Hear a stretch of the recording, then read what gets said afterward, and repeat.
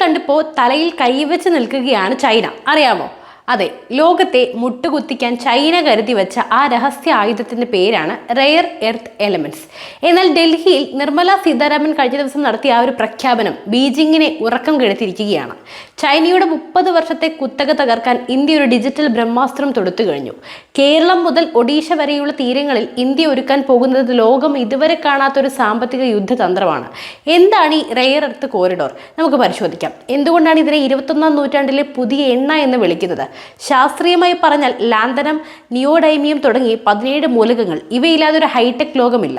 ഒരു F-35 യുദ്ധവിമാനം നിർമ്മിക്കാൻ ഏകദേശം 417 കിലോ റെയർ എർത്ത് വേണം. അതുപോലെ വമ്പൻ വിൻഡ് ടർബൈനുകൾക്കും ഇലക്ട്രിക് വാഹനങ്ങളിലെ മോട്ടോറുകൾക്കും ഇവ അത്യാവശ്യമാണ്. ഇത്രയും കാലം ലോകം ചൈനയുടെ മുന്നിൽ കൈനീട്ടുകയായിരുന്നു. കാരണം ഈ മൂലകങ്ങളുടെ സംസ്കരണത്തിന്റെ 90% ചൈനയുടെ കയ്യിലായിരുന്നു. മിഡിൽ ഈസ്റ്റിന് എണ്ണയുണ്ടെങ്കിൽ ചൈനയ്ക്കായി റെയർ എർത്ത് ഉണ്ട് എന്ന് ചൈനീസ് ഭരണാധികാരികൾ അഹങ്കാരത്തോടെ പറഞ്ഞിരുന്നു. ആ കാലം ഇനി മാറാൻ പോവുകയാണ്. ഇന്ത്യക്ക് ലോകത്തെ ഏറ്റവും വലിയ 2ാമത്തെ തീരപ്രദേശമുണ്ട്. നമ്മുടെ മണലിൽ ഈ വിഭവങ്ങൾ സുലഭമാണ്. പക്ഷേ ഇത്രയും കാലം നമ്മളിത് തിരിച്ചറിഞ്ഞില്ല. എന്നാൽ ഈ ബജറ്റിലെ പ്രഖ്യാപനം എല്ലാം മാറ്റിമറിച്ചു. 4 സംസ്ഥാനങ്ങൾ, ഒരു കോറിഡോർ. കേരളം, തമിഴ്നാട്, ആന്ധ്ര, ഒഡീഷ. ഈ 4 സംസ്ഥാനങ്ങളെയും കൂട്ടിയിണക്കി ഇന്ത്യ ഒരു റെയർ എർത്ത് എക്കോ സിസ്റ്റം നിർമ്മിക്കുകയാണ്. വെറും ഖനനമല്ല, മറിച്ച് മണ്ണിൽ നിന്നും മൂലകങ്ങളെ വേർതിരിച്ച് അവ ഉപയോഗിച്ച് അത്യാധുനിക ചിപ്പുകളും മാഗ്നറ്റുകളും നിർമ്മിക്കുന്ന എൻഡ് ടു എൻഡ് ഫാക്ടറികളാണ് ഇവിടെ വരാൻ പോകുന്നത്.